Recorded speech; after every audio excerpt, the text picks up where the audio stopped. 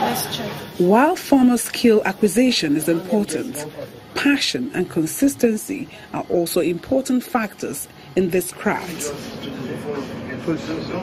Twin brothers Peter and Paul Okonye are some of those proving their mettle based on these last two factors. Peter was full-time banking. In fact, he has been a banker for 5 to 6 years.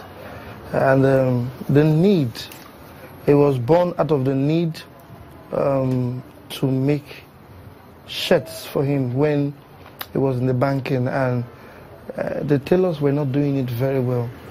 And so he wanted to do it by himself. And so he got a machine at home and started loosening shirts, original shirts that he bought, ready-made shirts, and lose it, buy fabric and cut. And that was how he started. Fortunately or unfortunately, we didn't have any formal training. We still don't have. But I want to say this. When creativity finds purpose, anything goes, everything happens. And though when we started, we needed to acquire some form of training. We even talked to some bigger brands as at then, and they all turned us down. No time.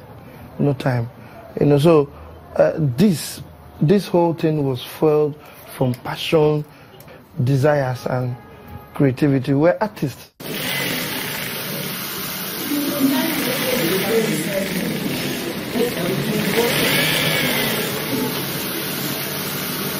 We have about 11 active tailors, about 3 interns working here right now. 80% of our fabrics come from Nigeria, Lagos, Port Harcourt. The other 20% come from outside.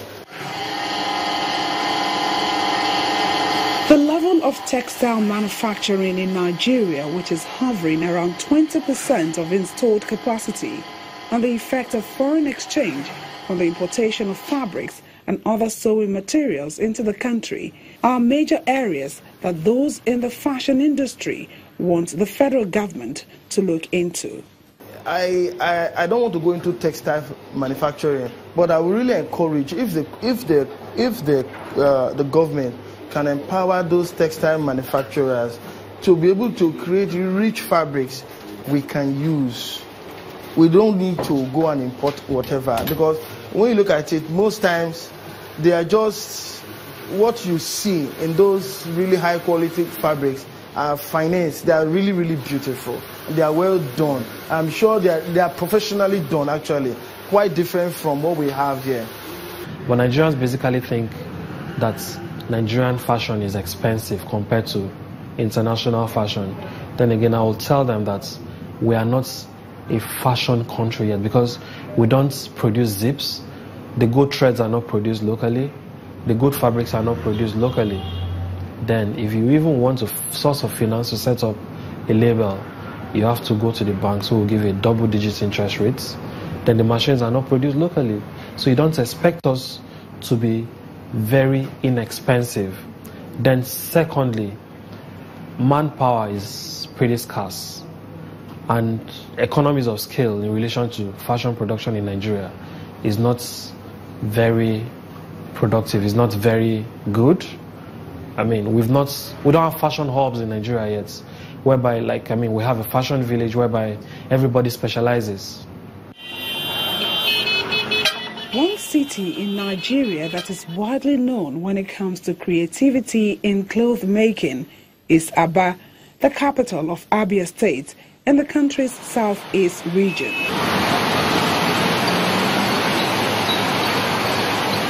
The ingenuity of the artisans here is seen in some of their products. This overall now is for engineers, all these oil companies, they are making use of this for them. Formerly, some of them decide to import. But now they see that we can produce what is up to standard. Some of them patronize us. At a tailoring plaza on Market Road, Clothes made here and in other areas of Aba are said to be popular in Onitsha, Port Harcourt, Lagos and Abuja, as well as exported to neighboring countries such as Cotonou and Lome, among others. It's a passion and a way of earning my livings.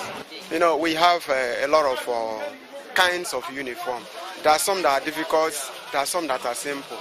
Like if we have the simple one, with the workers I have, we can produce 100 in a day, but if we have that difficult one, it's how we can produce like 40 or 50. It depends on the design.